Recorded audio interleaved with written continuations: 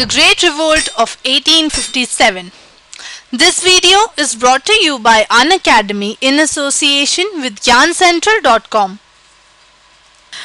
The struggles between rulers and the ruled are not unusual. Sometimes such struggles become quite widespread as a popular resistance, so that the power of the state breaks down.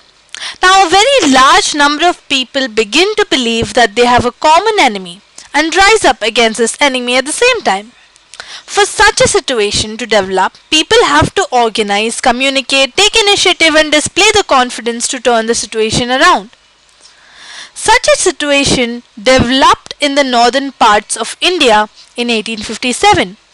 After 100 years of conquest and administration, the English East India Company faced a massive rebellion that started in May 1857. This threatened the company's very presence in India.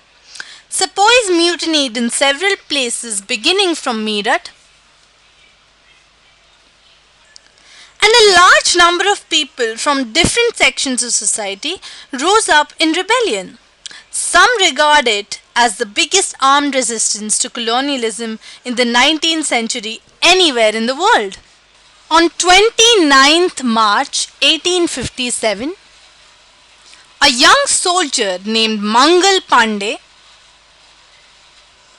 was hanged to death for attacking his officers in Barakpur.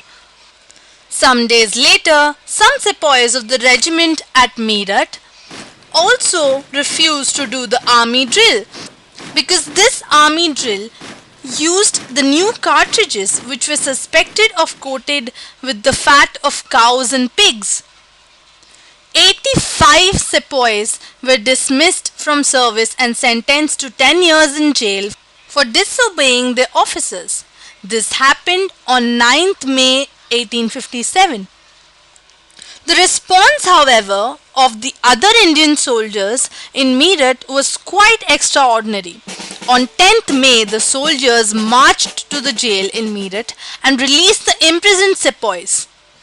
They attacked and killed British officers. They captured guns and ammunition and set fire to the buildings and properties of the British and declared war on the Firangis or the British. The soldiers were determined to bring an end to their rule in the country.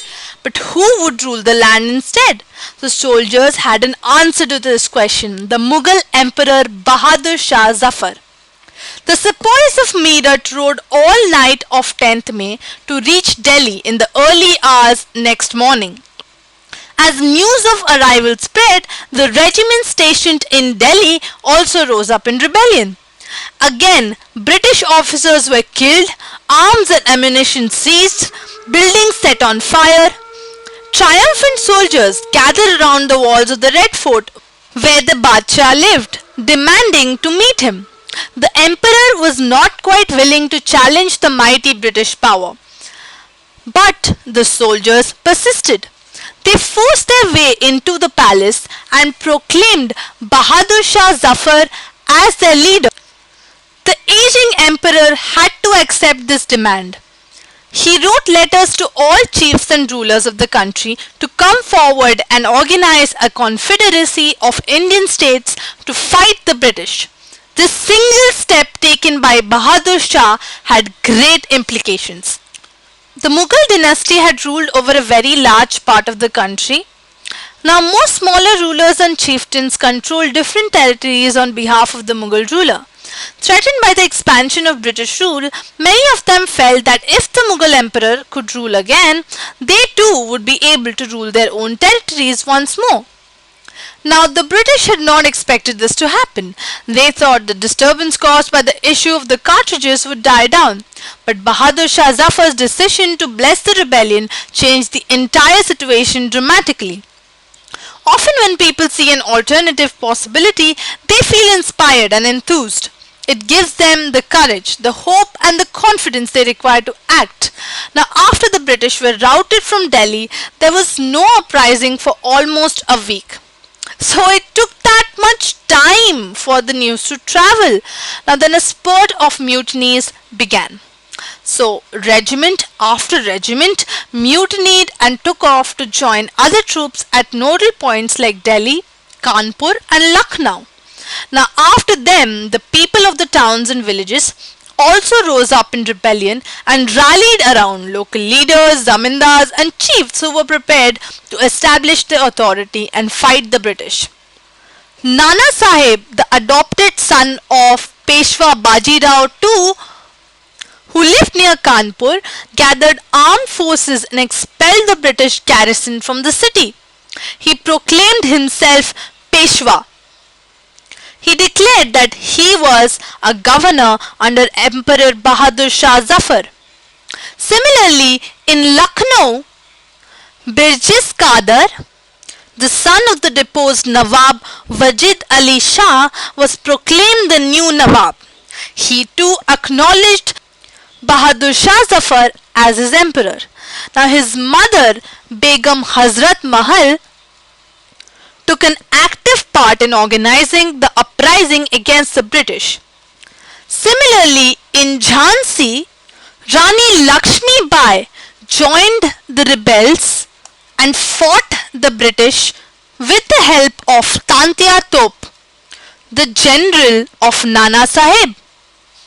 We can see a clear picture of the Tantia Tope's army during those times. Now, the British were greatly outnumbered by the rebel forces.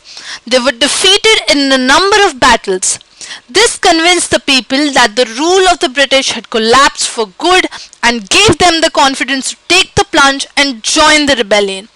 A situation of widespread popular rebellion developed in the region of Awadh in particular. If you remember how the Nawab of Awadh was deposed by the British and the people of Awadh were already angry. In fact, we have an excerpt from the telegram sent by Lieutenant Colonel Tytler to his commander-in-chief expressing the fear felt by the British. It said, "Our men are cowed by the numbers opposed to them and the endless fighting. Every village is held against us. The zamindars have risen to oppose us." Now, many new leaders came up. For example, Ahmadullah Shah, a Maulvi from Faizabad, prophesied that the rule of the British would come to an end soon. He caught the imagination of the people and raised a huge force of supporters. He came to Lucknow to fight the British. In Delhi, a large number of Ghazis or religion warriors came together to wipe out the white people. Bakht Khan, a soldier from Bareilly, took charge of a large force of fighters who came in Delhi. He became a key military leader of the rebellion. Now, in Bihar, an old zamindar, Kunwar Singh, joined the rebel sepoys and battled with the British for many months. Now, leaders and fighters from across the land joined the fight. Unnerved by the scale of the upheaval, the company decided to repress the revolt with all its might. It brought reinforcements from England, passed new laws so that rebels could be convicted with ease, and then moved into the storm centers of the revolt. Delhi was recaptured from the rebel forces in September 1857. The last Mughal emperor, Bahadur Shah Zafar, was tried in court and sentenced to life imprisonment. His sons were shot dead before his eyes. He and his wife, Begum Zeenat Mahal, were sent to prison in Rangoon in October 1858. Bahadur Shah Zafar died in Rangoon jail in November 1862. The recapture of Delhi, however, did not mean that the rebellion died down after that. People continued to resist and battle the British. The British had to fight for 2 years to suppress the massive forces of the popular rebellion. Lucknow was taken in March 1858. Rani Lakshmi Bai was defeated and killed in June 1858. Now, Tantia Top escaped to the jungles of central India and continued to fight a guerrilla war with the support of many tribal and peasant leaders.